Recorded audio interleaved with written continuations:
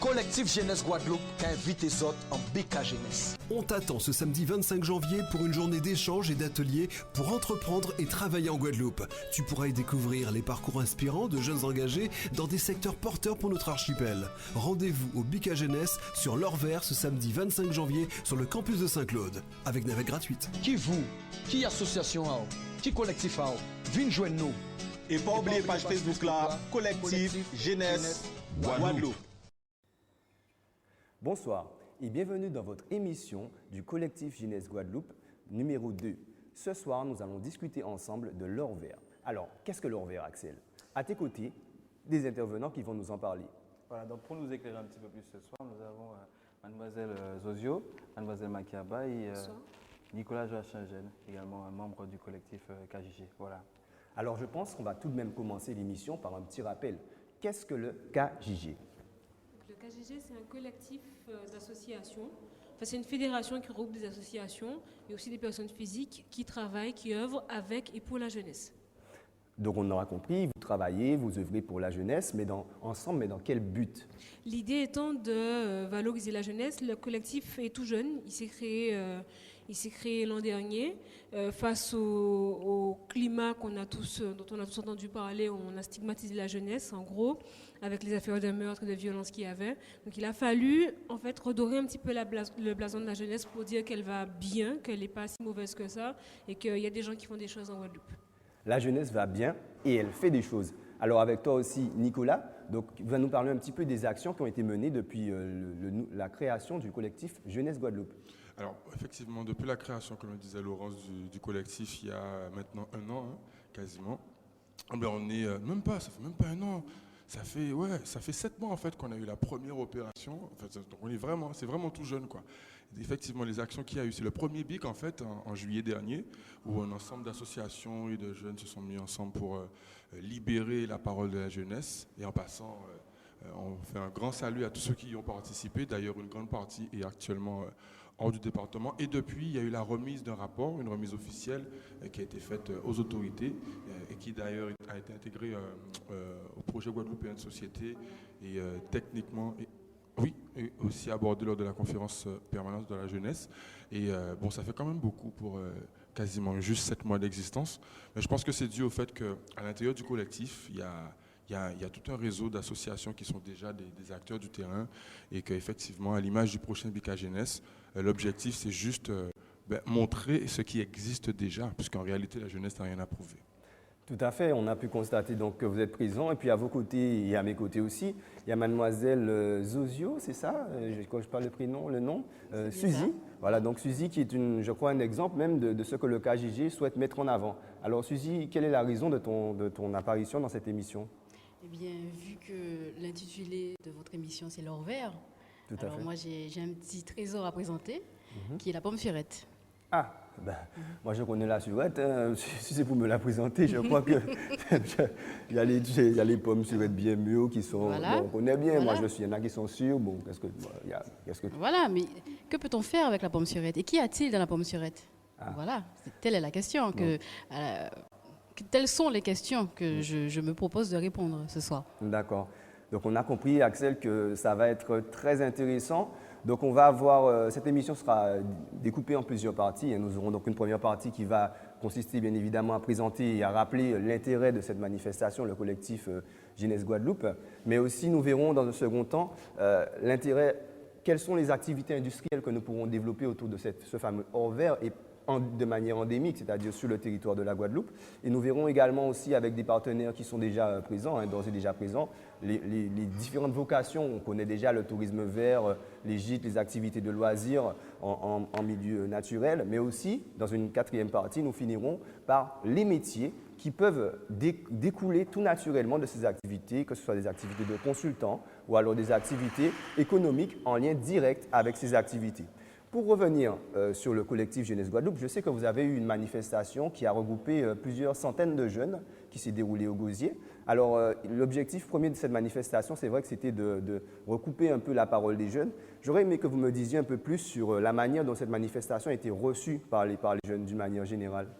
Justement, on pourra avoir 2 points de vue complémentaires, dans la mesure où sur le plateau, on a un des jeunes qui a fait partie de l'organisation, moi, et Laurence, qui a participé en tant que spectatrice, participante en fait, en réalité, pas dans le staff, lors du premier BK Jeunesse. Donc vous aurez les 2 vues. Moi, de mon côté, ce que je répondrai concernant la première manifestation, c'est qu'on avait été tous agréablement surpris de la large mobilisation de la jeunesse en si peu de temps, puisqu'on avait eu très très peu de temps pour organiser l'opération. Et surtout, la deuxième chose qui m'avait moi vraiment surpris, c'était le contenu des interventions, puisque j'étais vraiment super fier de voir la cohérence du discours et l'espoir, et surtout des arguments concrets que la jeunesse qui a participé à cette opération donnait lors de ce BK Jeunesse. Alors je sais que Laurence a participé et a découvert le collectif à ce moment-là. Je pense qu'elle pourra aussi donner son avis. Alors Nicolas, toi tu rebondissais avec un avis interne sur la teneur de ce premier BK Jeunesse, mais je voudrais laisser la parole à Laurence, qui est intervenue à l'époque de manière extérieure.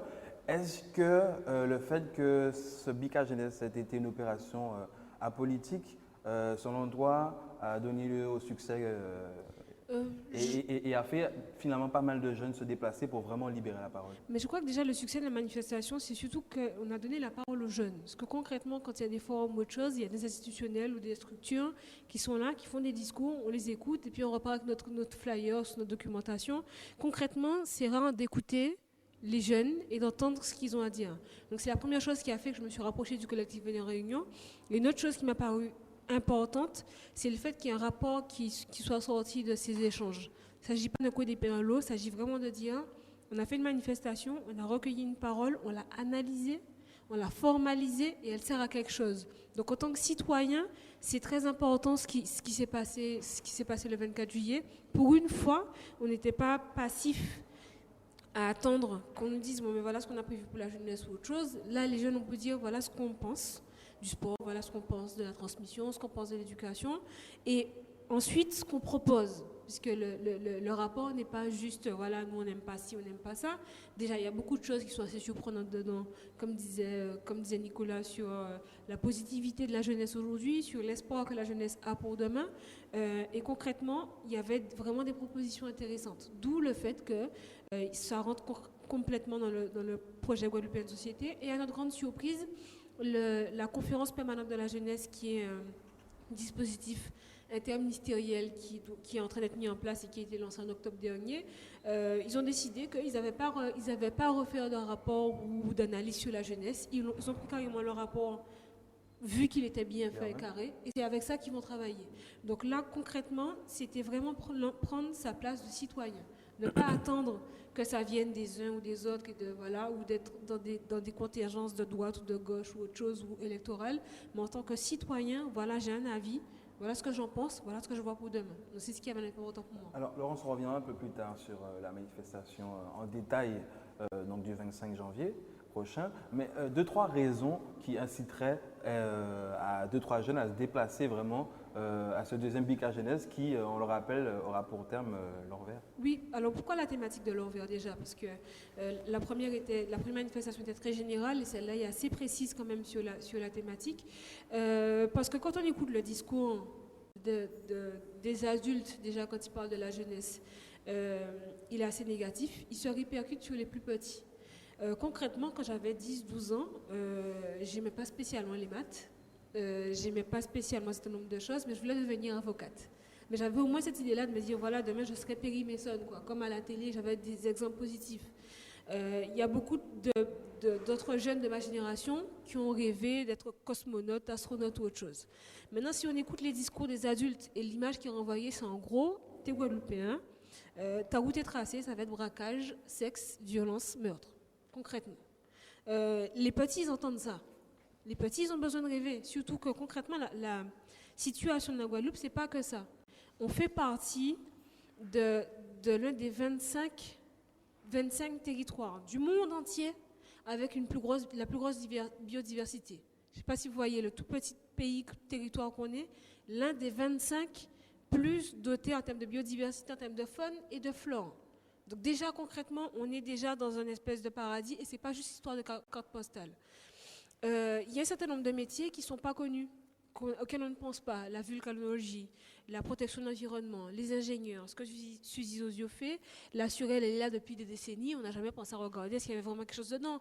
Maintenant, concrètement, quand on nous fait acheter des crèmes au biodisque, machin, voilà, on est toutes partantes pour aller la prendre, on ne sait pas exactement ce qu'il y a dedans, alors que concrètement, il y a une Surelle à côté qui peut faire peut-être mieux.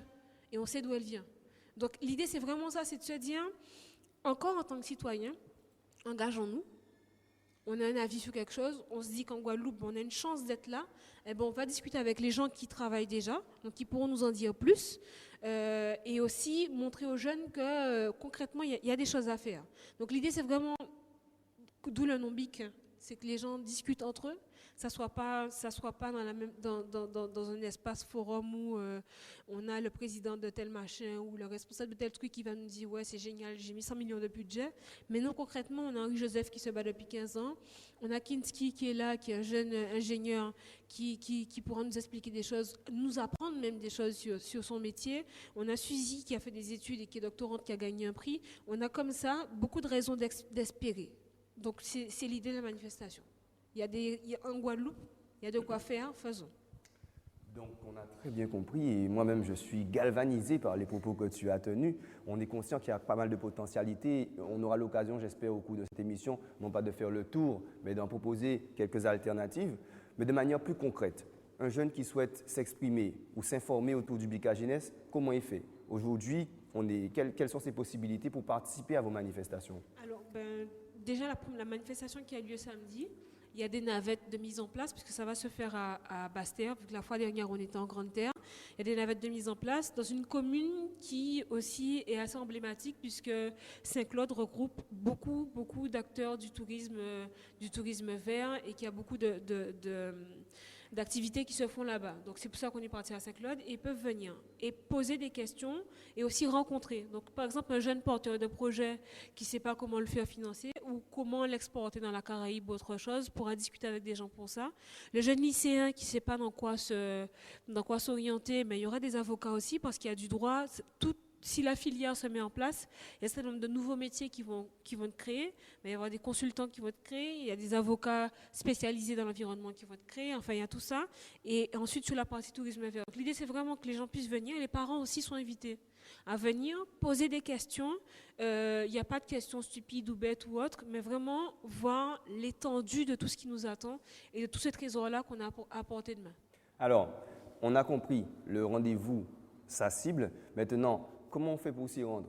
Vous avez déjà organisé les points de ralliement? Est-ce que je suis à pied, j'habite, je sais pas, Sainte-Anne et je souhaite assister au BICA Jeunesse? Sur la page fan, on va mettre l'ensemble des lignes, mais il y a des lignes partout dans la Guadeloupe. Il y a 5 lignes qui partent de Sainte-Anne, de Nord-Grande-Terre, enfin voilà, toute la Guadeloupe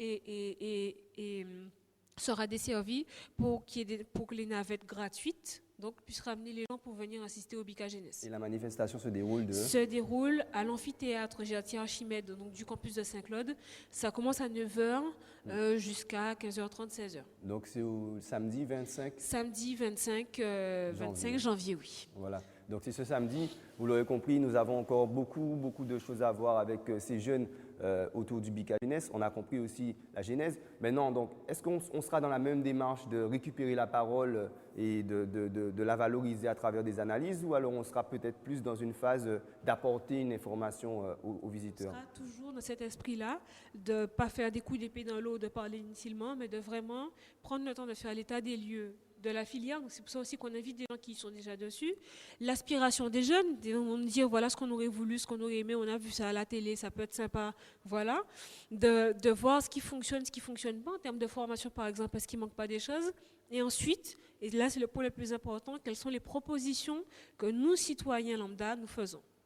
Ben, c'est très bien. Moi, je pense, Axel, que si j'en avais les possibilités, j'y serais. En tout cas, avec autant d'envie de découvrir des choses. Maintenant, il y a quand même un point qui m'a interloqué quand vous avez parlé d'analyse, puisque les premiers éléments que vous avez eus, vous avez dû les analyser. C'est quand même sacrément culotté de dire que vous avez analysé, croisé des centaines de contributions. Comment vous avez pu vous organiser pour réaliser ça? Alors justement, concernant le premier rapport, en fait, c'est super simple. C'est qu'on ne fait pas de grosses analyses. Les interventions, y compris pour le BICA Jeunesse numéro 2, sont séparées en deux possibilités, donc les constats et les pistes de solutions. Et l'idée, c'est que la parole de la jeunesse et aussi des acteurs concernés par chaque BICA Jeunesse a pour vocation, en fait, de donner une photographie justement de l'état des lieux et des pistes de solutions concernant chaque thème. Et en l'occurrence, cette fois-ci, ce sera concernant chacun des sous-thèmes qui comprennent leur vers. Et donc l'idée, c'est ça, c'est que derrière, on n'est pas du tout dans une démarche où on va essayer de faire un rapport avec des superbes analyses. On est vraiment dans l'esprit de retranscrire la parole avec tout ce qu'elle peut avoir d'intéressant, premièrement pour prendre conscience de certains soucis qu'on peut constater sur le terrain à travers la partie constat, et ensuite s'accrocher à certaines brèches, certaines opportunités qui sont lancées grâce aux citoyens qui, par la partie piste de solution, apportent très souvent les très bonnes réponses qu'attendent nos politiques publiques. Cette manifestation s'intitule BICA Jeunesse, mais n'est pas réservée uniquement à la jeunesse, si je ne me trompe pas, Nicolas, puisque je me souviens que lors de la dernière édition, on avait des jeunes qui étaient venus avec leurs parents et des moins jeunes qui étaient simplement venus seuls, mais également apporter leur pierre à l'édifice et vraiment mettre leur grain de sel pour vraiment élever le débat. Alors, est-ce que le BICA Jeunesse, justement, s'inscrit dans une dynamique de rassembler les générations? Exactement, c'est vraiment une dynamique intergénérationnelle où effectivement on rassemble les générations et on rassemble aussi la parole de chaque génération. Et l'idée, c'est qu'on met l'accent sur la jeunesse. Pourquoi? Parce que comme le disait tout à l'heure Laurence, malheureusement, quoi qu'on dise, elle est oubliée. On va beaucoup parler d'elle. On va faire des symposiums, des forums, tout ce qu'on veut. Mais là où il y a un forum là, combien de jeunes nous avons là? Combien de jeunes qui ont baillé, qui ont participé, qui ont organisé? Donc aujourd'hui, au niveau du collectif Jeunesse Guadeloupe, l'idée, c'est toujours de rester dans l'intergénérationnel. On est obligé, on construit ensemble. Mais, par contre, ouvrir porte là pour la jeunesse, pour y parler, pour y construire et pour y dire ça y aussi pour l'avenir. Voilà. Est-ce que ce n'est pas finalement l'occasion d'enfoncer le clou et de redire, de répéter aux jeunes qui doivent se prendre en main et qu'il faut qu'on arrête de parler à leur place, mais qu'ils parlent et que finalement ils agissent? Pas seulement qu'ils parlent, mais qu'ils agissent. Et on le voit bien avec Suzy, avec Laurence, que finalement, il y a pas mal de jeunes. Est-ce que tu penses qu'il y a encore un travail à faire pour qu'ils soient valorisés et non pas sur des actions ponctuelles comme ça, tous les 6 mois, mais réellement au quotidien, semaine après semaine, sur notre petit territoire qui est la Guadeloupe? Effectivement, je pense que ce genre d'action-là manque. C'est pour ça que le collectif s'est mis en place. Et ce qui est aussi intéressant, c'est un collectif qui n'est pas, on va dire, l'association, quoi. C'est un collectif, ça veut dire plein d'associations dedans qui gèrent à faire des butins sur le terrain. Et donc l'idée aujourd'hui, c'est qu'à travers tous ces acteurs-là, on puisse valoriser chacun de ces volets que chacun met en place. Et pour qu'enfin, non seulement nous-mêmes, on arrive à déjà se connaître mieux et connaître les plus jeunes qui arrivent et qui font des choses intéressantes, et qu'en plus, tout le monde puisse aussi les connaître. Alors, si vous me permettez, avant que nous passions à la transition, on va vraiment commencer à parler tout à l'heure des choses vraiment concrètes, notamment avec Suzy sur les possibilités de cette thématique autour de l'or vert. Tu as parlé des acteurs, puisque nous avons encore quelques minutes.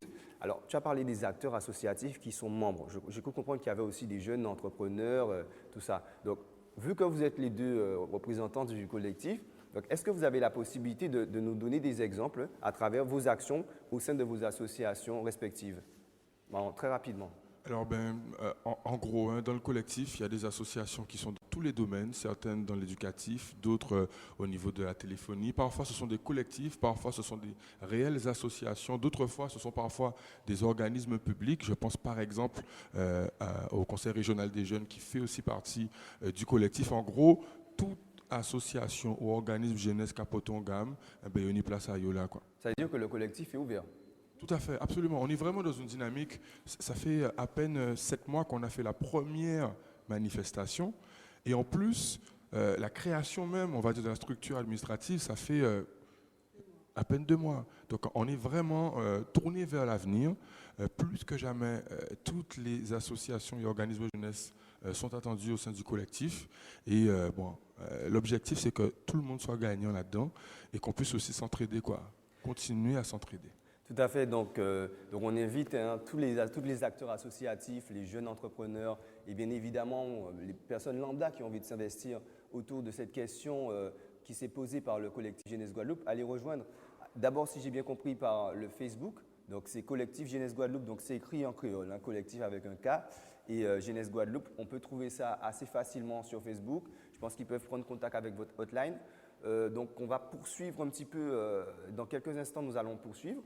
Et donc Suzy, on va parler avec toi donc des réalités, de ces réalités de l'or vert et les déclinaisons que nous pouvons lui donner, notamment à travers les recherches que tu as effectuées dans le cadre de ton doctorat. Alors, est-ce que tu as pour mettre en appétit un petit peu nos téléspectateurs, est-ce que tu peux nous dire en 2 mots, qu'est-ce que ça va nous apporter de t'écouter? Il faut que les Guadeloupéens arrêtent de penser que ce qui pousse en Guadeloupe n'est pas bon. D'accord. Pourquoi? Puisque c'est vrai que je vais vous parler de la pomme surette, mais il n'y a pas que la pomme surette. Il y a l'Imon-Bain, il y a le raisin bord de mer, par exemple, qui possède des propriétés extraordinaires. Oui, j'ai un ami, son père fait des jus de raisin bord de mer. Excellent. Excellent. On se retrouve tout à l'heure après une petite transition. À tout à l'heure. Collectif Jeunesse Guadeloupe qui invite les autres en BK Jeunesse. On t'attend ce samedi 25 janvier pour une journée d'échange et d'ateliers pour entreprendre et travailler en Guadeloupe. Tu pourras y découvrir les parcours inspirants de jeunes engagés dans des secteurs porteurs pour notre archipel. Rendez-vous au BK Jeunesse sur l'Or Vert ce samedi 25 janvier sur le campus de Saint-Claude, avec navette gratuite. Qui vous, qui association, qui collectif, venez joindre nous. Et pas oublier page Facebook là, collectif Jeunesse Guadeloupe. Voilà dans cette deuxième partie de l'émission Collectif Jeunesse Guadeloupe, l'Or Vert. Alors, cette fois-ci, Axel, nous sommes avec les exemples vivants de cette démonstration que le Collectif Jeunesse Guadeloupe s'est décidé de nous présenter. Tout à fait, nous avons des profils super intéressants qui nous ont rejoints. Donc, on était déjà tout à l'heure en compagnie de Suzy Zodio. Et nous avons rejoint sur ce plateau donc Kinsey, qui, accrochez-vous bien, est ingénieur bioclimaticien. D'accord ? Et à ses côtés, donc, nous avons Daïl, qui lui est un nouveau membre du staff du KJG, donc le collectif Jeunesse Guadeloupe.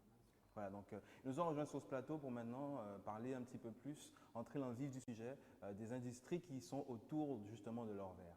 Tout à fait. Donc le collectif Jeunesse Guadeloupe s'est donné comme objectif de démontrer à ces jeunes et à toutes ces personnes qu'il y avait une possibilité d'exploiter le potentiel guadeloupéen, que ce soit en matière de biodiversité ou de nouvelles technologies, mais cette fois-ci plus particulièrement sur l'or vert. Et nous avons avec nous des exemples vivants. Ces personnes se sont chargées et ont essayé d'une manière plus ou moins approfondie de travailler sur les techniques qui peuvent exister pour pouvoir développer ce que nous possédons, c'est-à-dire tout ce qui est endémique sur notre territoire. Alors, vous connaissez déjà mademoiselle Zozio Suzy, mais moi je vais t'appeler Suzy, puisque maintenant on a eu le temps de faire connaissance. Alors Suzy qui, elle, a commencé un travail autour de la pomme sirette. Alors Suzy, honneur aux dames, donc on va te laisser nous expliquer un petit peu, quelle a été la portée de ton travail et aussi son intérêt pour l'industrie guadeloupéenne. Alors, comme je te le disais il y a un instant, on peut tout manger dans la pomme surette. Donc, ça passe des feuilles, le fruit et également la graine. Donc, je pense qu'il est temps de valoriser notre biodiversité. Puisque, comme je le disais, on peut consommer les feuilles, comme les épinards. On peut se soigner également. Mes recherches ont démontré que le fruit possédait une certaine valeur nutritive et également très riche en vitamine C. Et je dirais même plus qu'une orange, puisqu'il faut savoir que, bon, admettons, lorsqu'on presse une orange, on obtient environ peut-être 100 ml de jus. Dans ces 100 ml de jus, on va avoir environ 60 mg de vitamine C. Si on fait la comparaison avec la pomme surette, pour 100 grammes, donc une bonne poignée de pommes surettes, on aura environ 95 à 100 mg de vitamine C. Donc c'est un exemple que je te donne concernant la pomme surette. Mais il faut savoir aussi que mes recherches aussi se sont axées sur le potentiel antioxydant. Donc, tu sais, tout ce qui est antioxydant, enfin bon, c'est dans les fruits, dans les légumes, enfin bon, dans les végétaux en général, tout est antioxydant. Mais il faut savoir que la pomme surette est 2 fois plus antioxydante qu'une pomme France, par exemple. Alors, ça veut dire quoi antioxydant? Ça veut juste dire que il y a des molécules qui nous permettent de lutter contre les radicaux libres qui seront à l'origine des mutations qui vont engendrer des cancers, etc. Donc, c'est pour ça qu'on nous dit manger 5 fruits et légumes par jour, mais moi, je vous dis manger des pommes surettes. Donc, voilà. Et je disais aussi qu'il est important de retourner aux observations de nos ancêtres. Et comme disait mon ami M. Glandor, il m'expliquait qu'il est important de voir les observations de nos prédécesseurs. C'est-à-dire qu'ils ont domestiqué la pomme surette en Guadeloupe. Pourquoi? C'est qu'il y a bien une raison. Et les observations sont que on peut utiliser la pomme surette pour nourrir le bétail, puisque moi je l'ai vu, hein, les agriculteurs même le disent, hein, les cochons qui sont nourris avec les feuilles, les branches, les fruits de pomme surette sont en pleine forme. Et même en période de carême, ils ne sont pas chétifs, ils sont en pleine forme. T'entendant parler, tu sais qu'il y a beaucoup d'études qui sont formulées et puis on entend les résultats qui sont produits, on se dit mais tout ça c'est bien beau, mais est-ce réellement réalisable? Absolument, absolument. Puisque tu sais, au bout de 3-4 ans, on a déjà un arbre. Hein. Une fois planté, la graine plantée, on a déjà un arbre. Hein, au bout de 4 ans. C'est extraordinaire. Et bon, on n'est pas sans savoir tous les problèmes liés, je ne suis pas contre la banane, hein, mais tous les problèmes liés aux risques sanitaires liés aux produits phytochimiques utilisés contre les maladies de la banane. Mais on a aussi le problème du greening des agrumes. Donc, ce qui veut dire qu'on a de l'espace.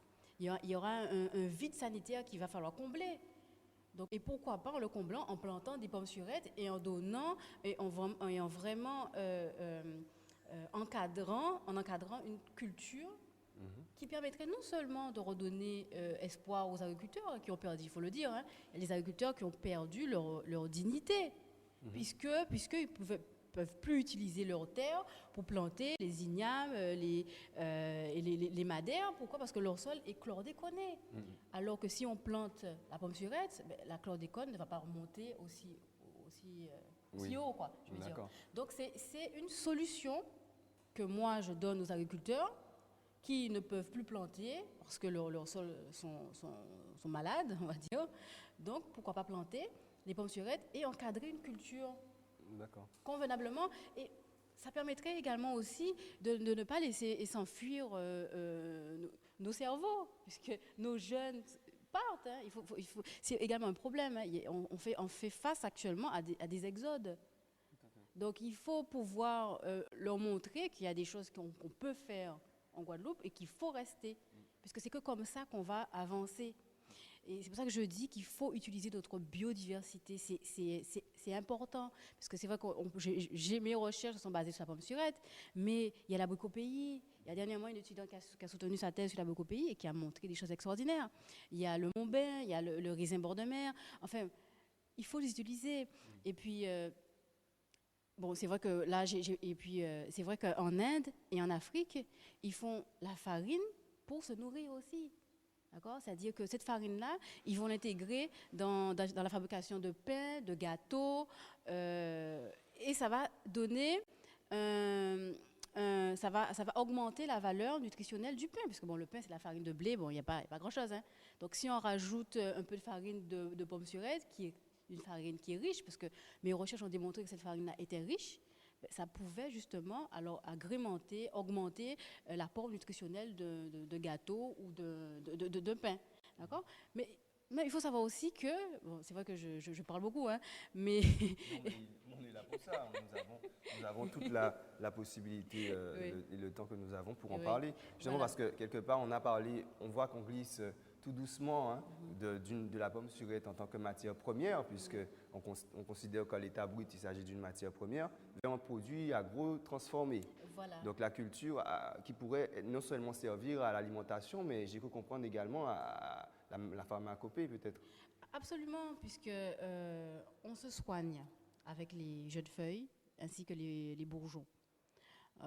Se soigne contre la grippe, contre le diabète. Mais encore aujourd'hui, il y a des gens qui le savent et qui l'utilisent.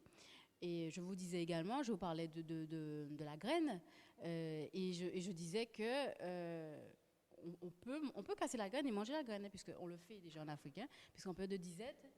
Voilà, donc là, sans souci, je prends ma graine de pinette sous oui, votre contrôle. Je mange l'amande, de surette, pardon, et après je vais la consommer sans risquer de mourir.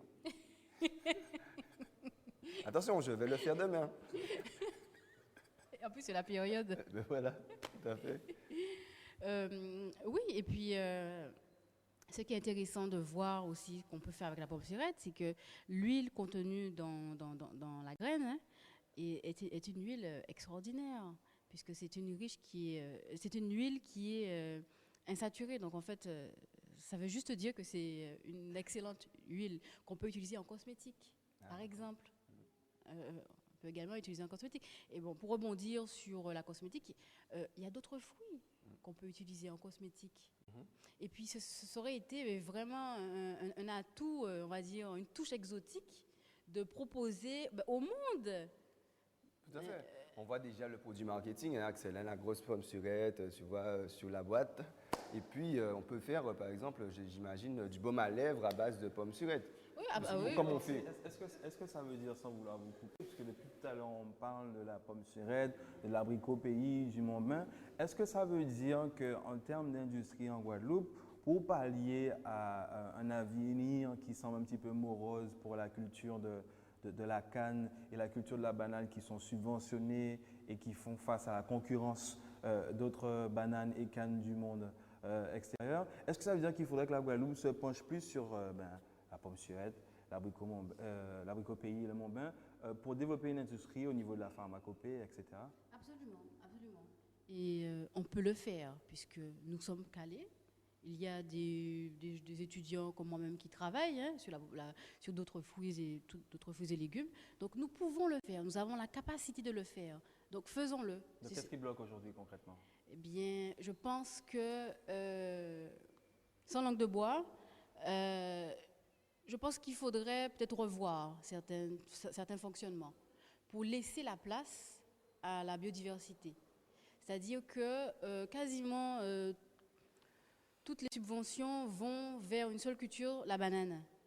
Donc je pense qu'il faudrait essayer de redispatcher les subventions et donner un petit peu pour la biodiversité, puisque la biodiversité, c'est nous, c'est à nous, c'est notre patrimoine, quoi, j'ai envie de dire.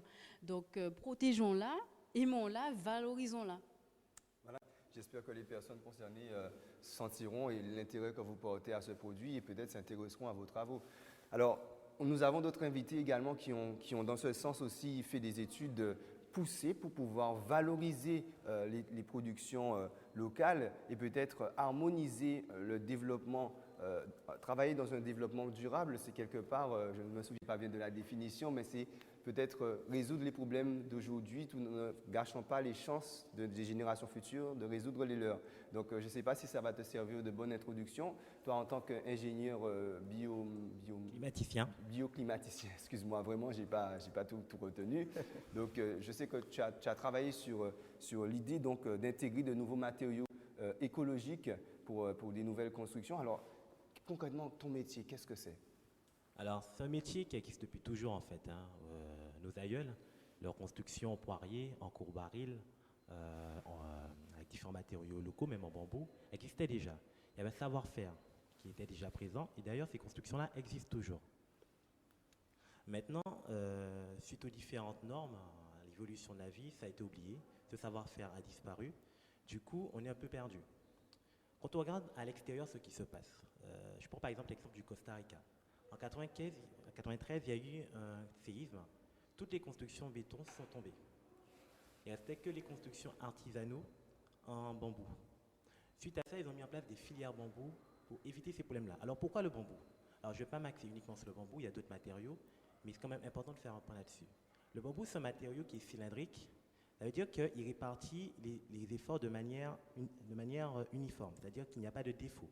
On prend par exemple une poutre en bois, les efforts, en fait, il y a des faiblesses parce qu'elle est rectangulaire. Donc sur la base en fait, de la poutre, on a des efforts en fait, qui ne sont pas bien répartis. D'autre part, le bambou demande un temps de maturité de 4 ans. Un bois prend 40 ans pour pousser.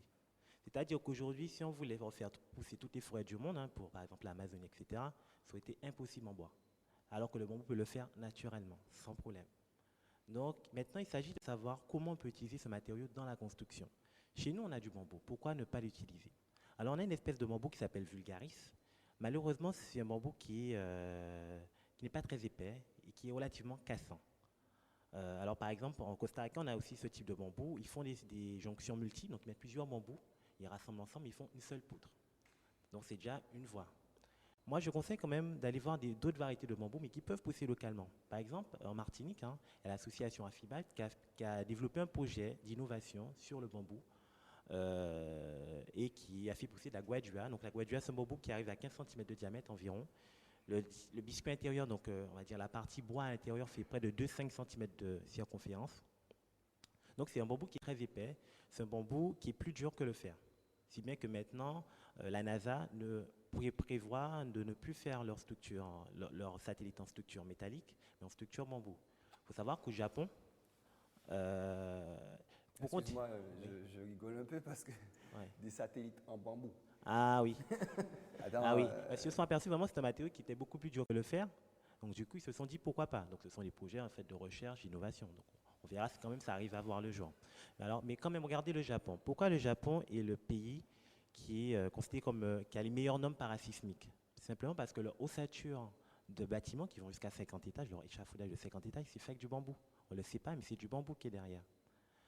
Voilà. Donc ça laisse quand même à réfléchir pourquoi nous on ne le fait pas. Voilà. Alors c'est vrai que le bambou est mal vu. Alors moi, on va essayer d'être assez concret puisqu'on atteint un temps assez avancé dans cette partie de l'émission. Mais concrètement, toutes ces cultures, je sais pas, ça s'apparente à de la sylviculture finalement, la culture du bambou, parce que c'est comme le pain, finalement, il faut des espaces, des étendues énormes pour pouvoir cultiver ces plantes. On est quand même sur un petit territoire. Est-ce que cette idée est viable sur notre territoire? Alors, il se trouve que j'ai fait il y a 4 mois une étude pour l'ADEME sur les essences naturelles pour la construction. Alors, parmi eux, j'ai étudié le bambou, j'ai étudié aussi le ciment, fibre de banane, j'ai étudié les lianes, les fibres de coco, etc. Alors, le bambou, en Guadeloupe, on a environ 4000 habitats par an qui se construisent. 1500 habitats individuels et environ 2500 collectifs. Il faudrait 10% de nos surfaces agricoles non utilisées pour couvrir tout ce besoin. Uniquement 10%. Pourquoi? Parce que le bambou est très grand et parce que le bambou est utilisable sur tous ses aspects. Quand on dit bambou aussi, ce n'est pas uniquement le bambou en poutre qu'il faut voir. On fait des systèmes de parquet en bambou, des systèmes de lames de terrasse, d'ailleurs j'en ai dans mon entreprise, des systèmes de tuiles en bambou. Et on peut même aller plus loin. On a ce qu'on appelle aussi la phytoremédiation bambou, c'est-à-dire comment traiter les eaux usées à partir de bambou, parce que les rhizomes consomment énormément de déchets. Bon, ça, c'est notre partie. Alors, juste pour aller dans le concret, le bambou, quelle est l'espérance de vie d'une poutre en bambou? Alors, moi, mes fournisseurs me garantissent 50 ans. C'est-à-dire qu'aujourd'hui, quand on fait une garantie sur un bois, c'est 10 ans. La garantie décennale, c'est 10 ans. Alors, pourquoi cette durée? C'est que le bambou, il y a ce qu'on appelle des injections sel de bore. C'est-à-dire qu'on creuse le bambou à l'intérieur pour qu'en fait, le bain rentre à l'intérieur du bambou. Donc, c'est complètement imprégné du liquide qui va le traiter, le sel de bore. Après, en fait, on va l'embaumer avec de la fumée et qui va le permettre de le rendre complètement résistant par rapport aux insectes, par rapport à l'humidité. Donc après, ensuite, bien sûr, il est bouché et il est verni pour vraiment assurer en fait, que le matériau ne bouge pas dans le temps. Donc ce sont des matériaux, en fait, que les constructions bambou faites de manière saine, ça dure 100 ans, comme les constructions en bois d'antan. Donc finalement, on a bien compris, Axel, qu'il y a une multitude de possibilités sur notre territoire. Et c'est bien ce que le KGJ a voulu mettre en évidence aujourd'hui à travers notamment ces deux exemples industriels, concrètement. Tout à l'heure, nous verrons des déclinaisons un peu plus visuelles parce que quelque part, le tourisme vert, c'est quelque chose de plus visible que l'industrie concrètement quand on parle de l'or vert, mais c'était quand même très important de le savoir. Alors, de ton point de vue, j'aurais aimé que tu me parles un petit peu de ton engagement autour du KGJ. Donc voilà, les deux exemples qu'on vient de nous présenter, c'est vraiment ce que le KGG voulait montrer à la jeunesse, leur faire découvrir, leur faire savoir que ça existe et qu'on peut faire beaucoup de choses avec ce qu'on a ici. Parce que la jeunesse cherche du travail et on va tous dans le même sens, alors que si on se met à ouvrir notre champ de vision, comme mademoiselle Suzy qui s'est tournée vers la surette, ou Kimski qui s'est tourné vers le bambou, pour ne parler que de ça, on se rend compte qu'il y a beaucoup de choses à faire. On se rend compte qu'il y a vraiment beaucoup de choses à faire. C'est ce qu'on voulait montrer. On voulait ouvrir le champ de vision et montrer qu'il y en a qui ouvrent déjà le chemin et qu'il faut suivre la voie qui a été tracée. Donc ce deuxième BK Jeunesse qui se tient, donc on le rappelle, samedi 25 janvier sur le campus de Saint-Claude, donc en région bastérienne, sera l'occasion de découvrir d'autres profils tels que Suzy Zozio et Kimsi ici présents, de jeunes Guadeloupéens qui œuvrent justement dans différents domaines, différentes industries autour de l'Orvers, si je ne me trompe pas. Voilà, c'est ça. Alors on a d'autres profils aussi, on a des profils sur d'autres métiers et on aura l'occasion de les présenter le samedi lors de... De toute façon, nous aurons de plus en plus de détails. Bon, moi, je vous remercie infiniment, tous les trois, de participer, et Axel, à cette partie. Moi, je suis curieux. En fait, tout à l'heure, on va parler peut-être avec d'autres intervenants et peut-être si vous avez l'occasion de revenir en fin d'émission pour que nous parlions un peu du business model de ces types d'idées, puisque quelque part, on imagine que c'est des choses qui peuvent coûter excessivement cher et que si on produit local, on aurait bien aimé pouvoir consommer ce qu'on produit. Donc, ça veut dire qu'il faut donner les moyens aussi aux Guadeloupéens de consommer les productions des Guadeloupéens. Donc, nous aurons l'occasion d'en parler encore. Donc, je vous rappelle le rendez-vous de samedi donc 25 janvier à Saint-Claude, c'est bien ça, sur le campus à partir de 9h. Donc, la manifestation se durera toute la journée. Les informations complémentaires sont disponibles sur le Facebook Collectif Jeunesse Guadeloupe. Tous les acteurs qui souhaitent s'investir, soit dans l'organisation du collectif Jeunesse Guadeloupe ou alors avoir plus ample d'informations, peuvent se rendre sur la page fan Facebook. Et puis nous verrons ensemble tout à l'heure, nous allons passer, je crois, au tourisme vert, Axel. C'est exact, c'est le prochain volet dans lequel nous allons traiter dans cette émission qui, vous l'avez compris, traite du sujet de l'or vert. Voilà, donc restez avec nous et on revient tout à l'heure pour continuer à parler de nos richesses locales. Collectif Jeunesse Guadeloupe qui invite les autres en BK Jeunesse. On t'attend ce samedi 25 janvier pour une journée d'échange et d'ateliers pour entreprendre et travailler en Guadeloupe. Tu pourras y découvrir les parcours inspirants de jeunes engagés dans des secteurs porteurs pour notre archipel. Rendez-vous au BK Jeunesse sur l'Orvers ce samedi 25 janvier sur le campus de Saint-Claude, avec navette gratuite. Qui vous, qui association, qui collectif, venez joindre nous. Et pas oublier page Facebook là, Collectif Jeunesse Guadeloupe. Nous voilà de retour sur ce plateau, toujours autour de la thématique de l'or vert. L'or vert, voilà, une notion qui vous paraît un petit peu inconnue, mais qui nous permet aujourd'hui d'apprendre beaucoup de choses avec nos invités. Donc un plateau super riche. Avec nous sur ce plateau, Fred Bedoué, qui représente une association sport et loisirs, avec qui nous allons parler de quelque chose de tout à fait intéressant. À l'instar de pays comme la Nouvelle-Zélande ou la Réunion, la Dominique, ici, on peut développer une activité autour du tourisme vert. Je te laisse la parole, Fred.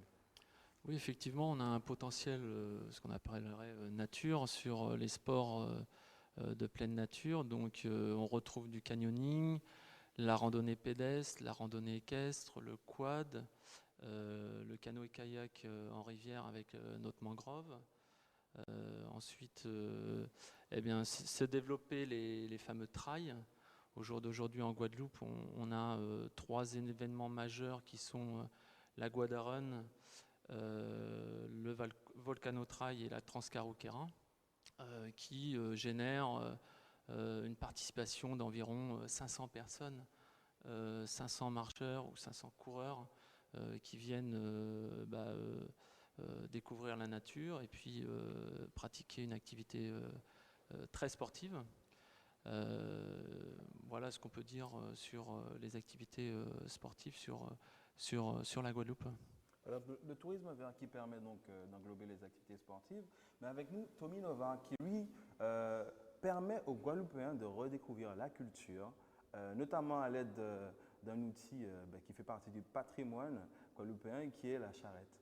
Oui, effectivement, bon, pas seulement les Guadeloupéens, parce que si on s'arrêtait aux Guadeloupéens, ça serait vraiment dommage.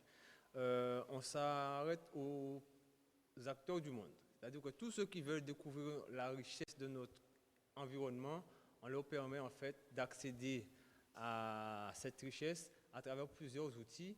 Certes, la charrette, c'est un des principaux qu'on utilise tous les jours parce qu'en fait, il faut bien qu'on ait un cheval de bataille. Mais on fait aussi de la marche découverte, on fait aussi donc, des films et on fait de l'artisanat. Donc c'est en gros toutes les activités que nous développons autour de notre patrimoine et on le met à la disposition de tout un chacun. Donc ça peut être des écoliers, donc depuis la maternelle jusqu'au lycée et plus. Ça peut être aussi des personnes âgées, parce que des fois, à travers les fêtes de quartier, on leur fait découvrir ou redécouvrir, remémorer certains moments forts de leur histoire. Ça peut être aussi des touristes de passage qui peuvent être guadeloupéens ou autres. Donc c'est vraiment, pas seulement la charrette, mais vraiment tout notre patrimoine qu'on met en valeur à travers plusieurs outils. Si j'ai bien compris, Fred, ces pratiques en tant que telles, si elles sont encadrées aussi par la formation. Donc, la pratique du trail en montagne, on entend souvent, et notamment en Martinique, l'île Sœur, où il y a 2 personnes qui se sont récemment perdues dans le bois parce qu'ils étaient partis s'éloigner un petit peu des chantiers, des sentiers battus, comme on dirait. Donc, alors, vis-à-vis de ça, quelles sont les opportunités qui existent au niveau de la formation? Alors, tu as raison de le signaler. En fait, on est sur un environnement dit spécifique par rapport au sport, donc où il y a des risques. Donc, on a besoin de professionnels. Donc, dans ce cadre, quelqu'un qui veut exercer le métier, par exemple, de guide de moyenne montagne, doit absolument passer une formation et un diplôme professionnel. Donc, c'est actuellement, par exemple, le CREPS Antilles-Guyane organise la dernière session du brevet d'État accompagnateur de moyenne montagne pour justement avoir la garantie que quand il y a un touriste qui veut faire la Soufrière ou qui veut découvrir les 400 km de sentiers qui existent sur la Guadeloupe, il y ait un professionnel qui puisse l'encadrer en toute sécurité. Donc ça représente une multitude de métiers. Il y a le sauvetage aussi en montagne, il y a l'organisation d'événements sportifs autour de la nature, tels que les fameux trails, qui a pris une ampleur considérable, que ce soit en métropole ou en Guadeloupe. Un exemple très précis, tous les mois il existe un trail. Ça représente entre 150 et 250 coureurs de tous niveaux confondus, à la fois des sportifs de bon niveau et puis la personne qui a envie de se faire plaisir, perdre du poids et donc venir découvrir la nature tout en faisant un exercice physique. D'accord. Donc on avait compris quand même que c'était une pratique assez encadrée.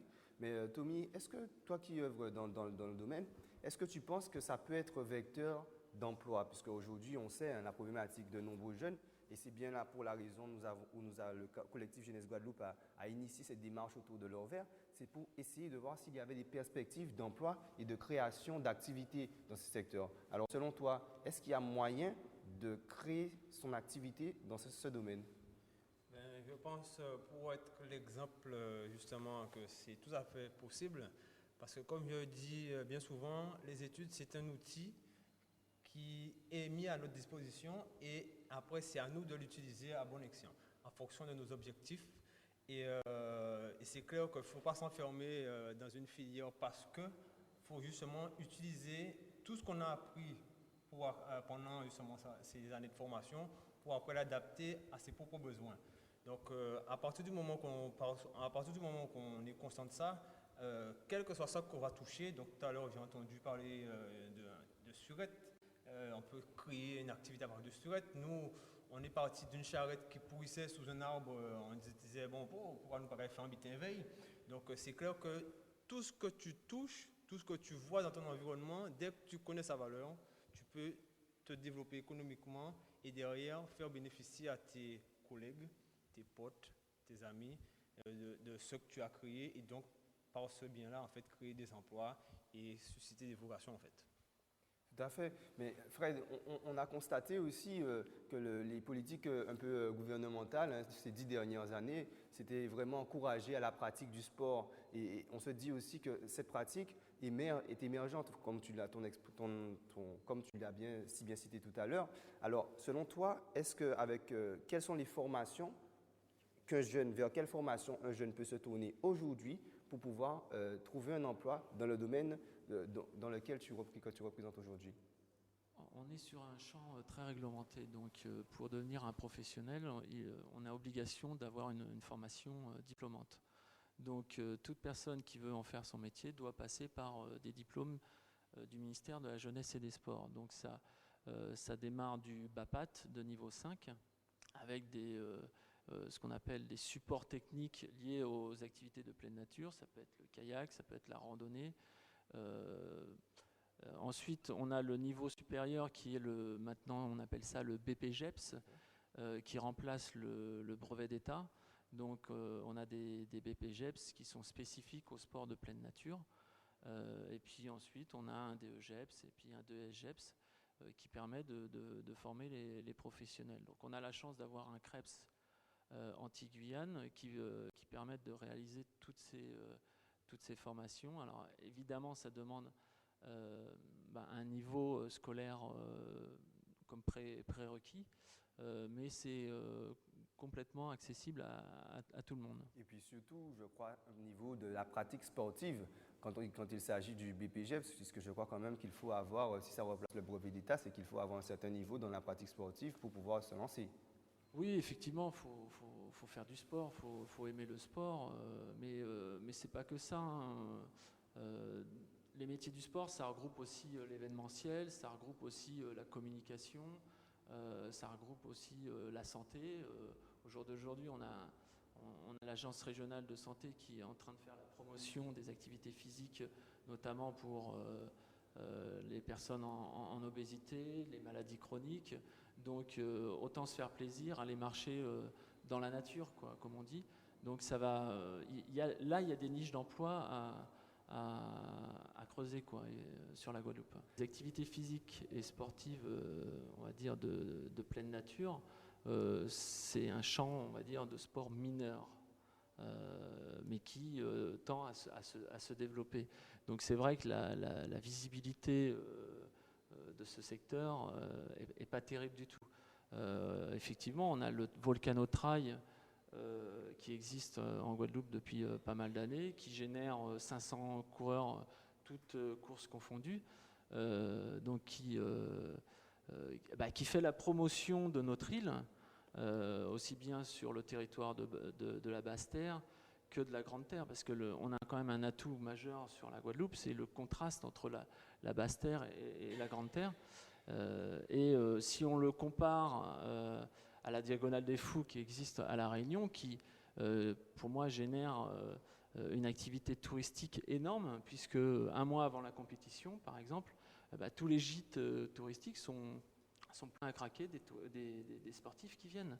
Donc là, il y a encore quelque chose à creuser dans le tourisme, ce que j'appelle le tourisme sportif, quoi. Tout à fait, on a compris. Hein. On y reviendra de toute façon tout à l'heure dans la troisième partie où nous parlerons des métiers connexes et à l'envers et tous les développements économiques que nous pensons que ça peut conduire. En tout cas, nos intervenants et nous discuterons ensemble de tout ça. Mais Ludmile qui est avec nous, qui représente le KGJ, je sais que tu étais aussi à la commission sport pour le premier BICA Jeunesse. Donc, de ton point de vue, quel est Voilà, donc en fait, en étant référent au niveau de la communication pour le KGG, le thème de l'envers n'était pas vraiment connu au départ. Et au fur et à mesure qu'on a pu travailler ensemble et avec tous les intervenants que vous avez pu voir ce soir, que vous avez pu rencontrer ce soir, je me suis rendu compte en fait, de toutes les possibilités que je pouvais mettre en avant par rapport en fait, à mon activité, qui est sportive. En fait.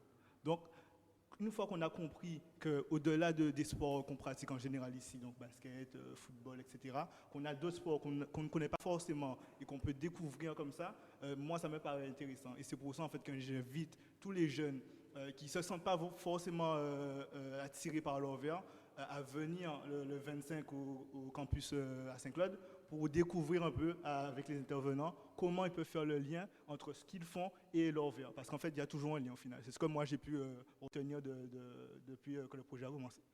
C'est très bien. En tout cas, on a bien compris, hein, puisqu'on parle souvent et on entend très souvent comme le sport, comme vecteur d'insertion. Et là, on l'intègre un petit peu dans cette dynamique globale autour de l'Orvers. On a compris donc qu'il y avait cette possibilité à la fois culturelle, la découverte du patrimoine. D'ailleurs, Tommy, je sais que tu as une actualité pour ces jours-ci. Quelle est l'actualité de ton mouvement associatif? C'est vrai que justement tous les mois, toutes les semaines, on a des activités. La prochaine, ce sera la découverte de l'histoire de l'eau en Grande Terre, donc de la mare jusqu'au barrage, en passant par tout ce qui est citerne, château d'eau et puits. Donc on va faire découvrir ça au public pendant toute la journée de samedi. Et ça nous permettra de participer au développement culturel de notre pays. On l'a compris. Voilà. Et c'est très intéressant puisque vous qui regardez cette émission, je crois qu'aujourd'hui, vous ne pourrez pas rester sans argument face à vos amis qui vous disent « il n'y a rien en Guadeloupe ». Là, la preuve est faite. La preuve est faite qu'il y a beaucoup de choses qui existent sur notre territoire. Nous allons poursuivre tout à l'heure avec les métiers connexes, Axel. Et je crois que nous aurons des intervenants pour justement voir de quelle manière, parce qu'autour d'une activité, il y a des activités périphériques, que ce soit dans le milieu de la communication, du développement économique, de la comptabilité, des activités administratives, bref, tout un vivier potentiel d'activités qui peuvent se développer autour de ces supports que nous avons développés jusqu'ici. Et je crois que ce sera intéressant qu'on en parle dans la 4e partie. Voilà, donc l'occasion de vous rappeler que le samedi 25 janvier, le KJG vous convie donc au campus de Saint-Claude pour participer à la 2e édition du BIC à Jeunesse, avec pour terme, comme l'a rappelé notre cher ami Laurent, l'Orvers. Voilà. À tout à l'heure pour la 4e partie de cette émission. Collectif Jeunesse Guadeloupe qui invite les autres en BK Jeunesse. On t'attend ce samedi 25 janvier pour une journée d'échange et d'ateliers pour entreprendre et travailler en Guadeloupe. Tu pourras y découvrir les parcours inspirants de jeunes engagés dans des secteurs porteurs pour notre archipel. Rendez-vous au BK Jeunesse sur l'Orvers ce samedi 25 janvier sur le campus de Saint-Claude avec navette gratuite. Qui vous, qui association, qui collectif, viens joindre nous. Et pas oublier page Facebook là, Collectif Jeunesse Guadeloupe. Le chemin parcouru est assez positif. Il y a 2-3 ans, on avait récolté le prix numéro 1 du concours du CNUS, qu'on avait été récupéré à Paris avec une délégation anti-Guyane, en compagnie de Mayotte également. Depuis, le projet a mûri et il y a de nouvelles opérations qui vont se mettre en place. Et donc aujourd'hui, c'est l'occasion de faire le point pour pouvoir apporter des idées et pour permettre à toutes les antennes et à toutes les associations qui rejoignent à nouveau le réseau du FFE Outre-mer d'être à jour et de savoir sur quelle base on va et comment continuer à consolider ce projet. Voilà. Mais c'est comme ça. Comme ça. Toute bite n'a qu'à commencer. Comme ça. Allez.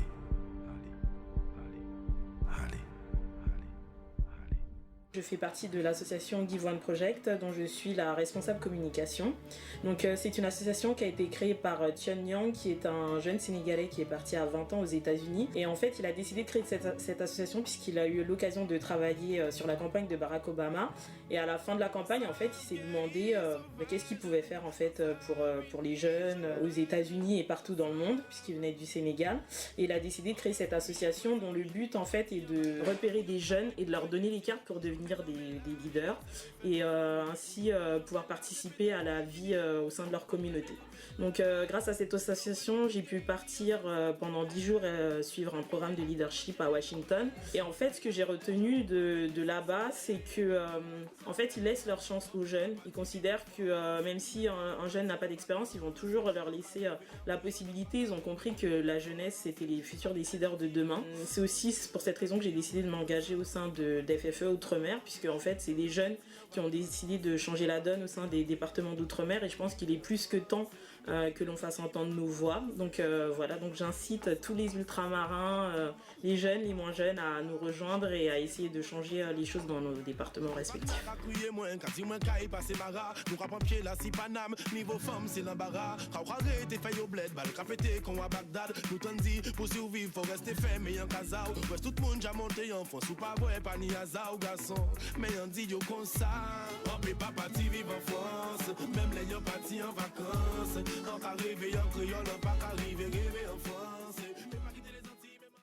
Collectif Jeunesse Guadeloupe qui invite les autres en BK Jeunesse. On t'attend ce samedi 25 janvier pour une journée d'échange et d'ateliers pour entreprendre et travailler en Guadeloupe. Tu pourras y découvrir les parcours inspirants de jeunes engagés dans des secteurs porteurs pour notre archipel. Rendez-vous au BK Jeunesse sur l'Or Vert ce samedi 25 janvier sur le campus de Saint-Claude avec navette gratuite. Qui vous, qui association, qui collectif, venez joindre nous. Et pas oublier page Facebook là, Collectif Jeunesse Guadeloupe. Donc voilà pour cette dernière partie de l'émission du collectif Jeunesse Guadeloupe, édition hors vert, avec nos intervenants. Axel, ce soir nous allons parler pour cette dernière partie des métiers connexes, puisque nous allons parler en préambule, c'est vrai, de l'action du KJG pour démocratiser un petit peu la parole publique pour les jeunes, pour qu'ils s'investissent un petit peu dans les débats et voir quelle Guadeloupe pour demain. Et nous avons aussi un peu parlé de ce qui pouvait exister sur notre territoire. Qu'est-ce qui pouvait faire la richesse de notre pays à travers sa biodiversité, à travers les différences culturelles, à travers les différentes pratiques sportives qui pouvaient exister. Aujourd'hui, à cet instant précis, nous parlerons des métiers qui gravitent autour de ces pratiques. Alors, c'est vrai, nous avons des possibilités sur le territoire, nous avons des jeunes qui peuvent initier une démarche, comme nous le verrons tout à l'heure avec nos invités, initier une démarche professionnelle dans un champ d'activité autour de ce fameux hors vert. Et cette démarche sera tellement pratique, il aura tellement le nez dans le guidon, qu'il aura peut-être besoin de soutien. Et ce soutien est donc créateur de richesse. Alors Axel, avec nous pour parler de cette partie, tes invités. Voilà, donc nous a rejoint, comme tout à l'heure, Kimsi, donc on le rappelle, qui est ingénieur bioclimaticien. Laurence, donc, qui fait partie du collectif KJG, donc, qui organise le deuxième BK Jeunesse samedi 25 janvier sur le territoire de Saint-Claude, le campus plus exactement. Et notre dernier invité, pour conclure ce plateau en beauté, c'est Fabrice. Alors Fabrice, toi, tu es agriculteur biologique. Donc on peut le dire sans jeu de mots que tu cultives au quotidien l'or vert. Exactement. Bonsoir tout le monde. L'or vert, c'est effectivement la nature. Donc aujourd'hui, je viens effectivement, je suis invité par le KJG pour effectivement parler de cette activité que depuis 2010, que je suis déclaré agriculteur. Donc agriculteur biologique, donc sans pesticides, sans produits chimiques, donc naturel, je dirais comme à l'ancienne, comme nos grands-parents quelque part, comme la nature et tout simplement. Donc l'or vert avec tous ses dérivés, donc ce qu'on peut planter, ce qui est tout simplement qui pousse sans qu'on le plante, parce que c'est ça l'or vert. Et après, ça entraîne la transformation aussi, beaucoup de choses. Alors, Fabrice, concrètement, on a compris, ton quotidien, c'est l'agriculture biologique. En 2 mots, c'est quoi le quotidien d'un agriculteur biologique? L'observation tout d'abord, donc se réveiller très tôt, donc pour observer comment fonctionne donc l'environnement, puisque biologique, c'est vivant. Donc, il y a les éléments climatiques, il y a tout ce qui est autour de juste le fait de mettre une semence ou une graine dans la terre. Donc, ça, c'est l'action de l'homme. Donc, j'achète des plants, j'achète des semences, je vais mettre des semences biologiques, donc qui sont non traitées depuis la base. Le sol n'est pas non plus engrais en amont ou encore non plus contaminé, puisque je fais des analyses, j'ai fait des analyses de sol, donc entre autres des éléments organochlorés, donc la chlordécone, qui effectivement qui ne permet pas de faire de l'agriculture biologique. Donc entre autres, après il y a la partie donc plantation directement, l'entretien donc du jardin, de tout ce qu'on va planter comme culture. Entre autres, moi, je fais surtout les cultures vivrières, donc les racines, igname, madère, etc. Je fais aussi du maraîchage. Donc le maraîchage, c'est tout ce qui va un peu plus vite. Donc c'est les salades, c'est les choux, les carottes, les tomates. Ça fait partie aussi, toujours en culture légumière, mais des cultures maraîchères. Il y a ce qu'on appelle aussi donc les cultures à parfum et aromatiques. Donc le gingembre, le curcuma et tout simplement les plantes médicinales. Et avec tout ça, tu as le temps de t'occuper pleinement de ton activité commerciale, puisque quand même tu vas produire une valeur ajoutée pour notre territoire, tu vas devoir t'occuper de tes plantes. Donc si tu n'utilises pas de produits phytosanitaires, ça veut dire que tu vas devoir cercler tes plants, excuse-moi si j'écorche le mot. Donc à mon avis, ça prend quand même beaucoup de temps. Tu as le temps de faire la partie comptable de ton activité?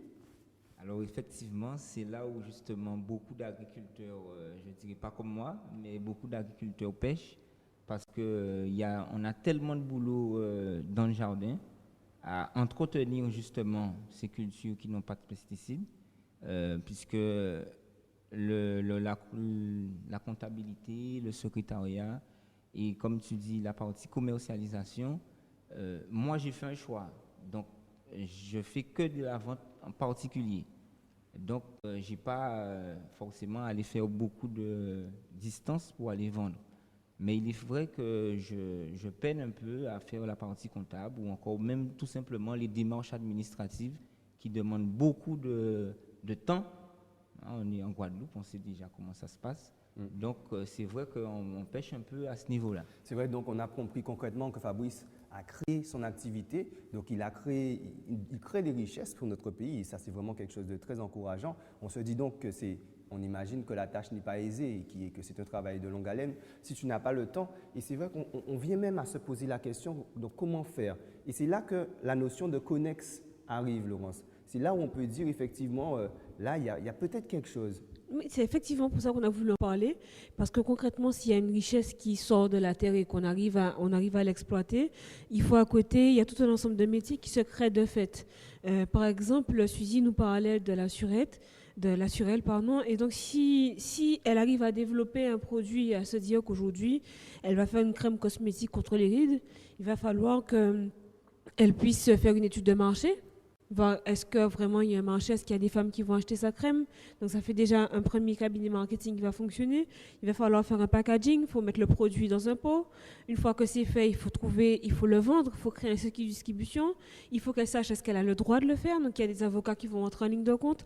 Donc en fait, il y a toute une série de métiers qui naissent avec un seul produit. Donc l'idée, c'était de montrer aussi que oui, il y a la terre, il y a les richesses qu'on tire de la terre, mais il y a toutes sortes de métiers qui découlent autour, que ce soit avant la création, dans le besoin, dans le marketing, dans le droit, dans la commercialisation aussi, parce que souvent ce sont des métiers innovants, ce sont des métiers qui n'existent pas. Quand ça existe déjà, on applique une méthode qui est déjà, voilà, quoi. À la limite, il y a combien d'universités qui vont vous apprendre à gérer une entreprise? Maintenant, quand on est sur de l'innovant, il faut qu'il y ait des cabinets qui soient là, qui puissent aider la personne avec son idée, voir si c'est viable. Des fois, ça va marcher, des fois, ça ne va pas marcher, mais ça fait tout un ensemble de mesures qui sont là, qui existent. Il y a des pépinières aussi qui se montent au fur et à mesure en Guadeloupe, on le sait moins, mais qui aident les projets innovants qui sont, enfin voilà, tous ceux qui ont des idées qui ne sont pas dans les livres. C'est comme on est dans l'agriculture, alors quand tu as dit pépinières, donc c'est des pépinières d'entreprise. Des pépinières d'entreprise, oui, effectivement, qui sont dans ces métiers-là. Donc, c'est très intéressant, surtout que c'est cette valeur ajoutée-là qui va créer vraiment des emplois. Je prends juste un exemple. Il y a un endroit en France, dans l'Eure-et-Loire, qui s'appelle la Cosmétique Valley. Ça a commencé il y a à peu près une dizaine d'années, avec quelques laboratoires qui se sont rassemblés. Maintenant, il sera 3 départements, c'est 70 000 emplois. Ah, quand même. Concrètement, est-ce qu'on peut se passer de 70 000 emplois? Donc ça veut dire 70 000 emplois qui sont là. Il y a à peu près une dizaine d'universités qui travaillent là-dedans. Il y a à peu près une centaine de laboratoires. Donc voilà, il disait par exemple qu'il fait analyser sa terre. C'est dans un laboratoire, c'est un autre métier encore qui est créé. Donc il y a vraiment pléthore de métiers qui existent, qui sont là, qu'il faut développer, mais auxquels il faut penser. Donc l'idée de samedi, c'est ça, c'est de venir voir un petit peu tout ce qu'il peut y avoir. Des idées peuvent naître aussi samedi, on ne sait pas. Et donc voilà. Donc justement, on parle de tout un tas de corps de métier, on parle de chiffres astronomiques. astronomique en termes de manne d'emploi. En quoi justement ton activité toi, d'ingénieur bioclimaticien, excusez-moi, est un maillon important de la chaîne justement? Alors tout d'abord, il y a plusieurs matériaux. Donc il y a le bambou, il y a le bois de mahogany, il y a des plaquages en tronc bananier, il y a de l'isolation fibre de coco. Alors la première étape, c'est l'agriculteur. On a vraiment besoin de lui pour produire les matériaux. Donc l'agriculture biologique, c'est d'autant mieux. La deuxième étape, c'est le transporteur. C'est lui qui va transporter en fait le matériau jusqu'à l'usine pour arriver à la finition. Ensuite, il y a le traitement. Le traitement pour que ça puisse durer dans le temps, que ça soit commercialement viable. À travers en fait chaque matériau, tu as en effet un espace marketing. Certains matériaux, en fait, pour les utiliser, on doit mettre en place des brevets, on doit avoir des avis techniques. Ça demande un certain nombre de coûts. Ça demande aussi l'avis de juristes. Donc, ce sont à peu près une dizaine de corps de métier qui viennent directement se créer. Par exemple, pour le bambou représente environ 20 000 emplois en Guadeloupe, si on le mettait en place. Donc, en fait, il y a aussi les urbanistes, les architectes. Très important, c'est les architectes qui, eux, en fait, conseillent quels matériaux, en fonction de la colorie, en fonction des propriétés thermiques, des propriétés de résistance mécanique, où on doit le placer. Donc, en fait, on a vraiment un grand panel de gisements d'emploi.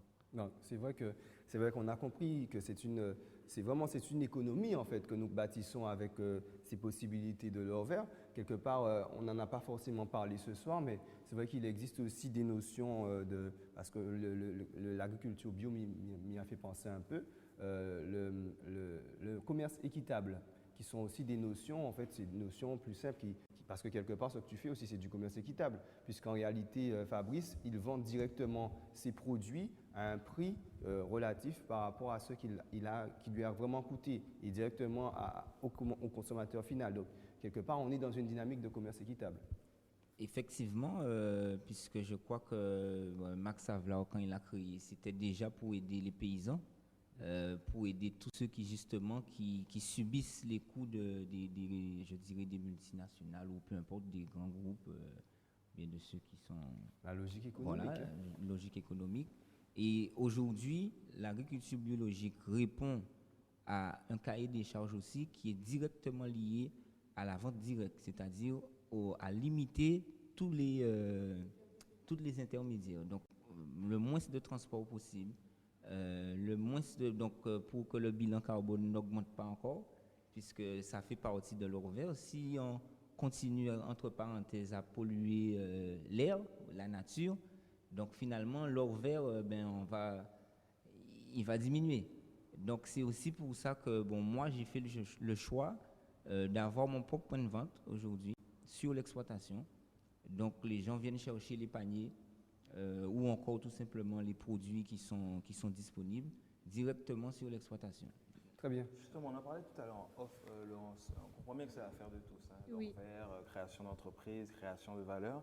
En quoi justement, nous citoyens, nous l'avons vu déjà, en quoi on pouvait s'investir, mais en quoi plus précisément les actions de l'État et même des collectivités territoriales est-elle importante afin de mettre en place ces stratégies? C'est très important à deux niveaux. Déjà, il y a un premier danger, entre guillemets, pour lequel le citoyen doit s'investir et doit s'impliquer.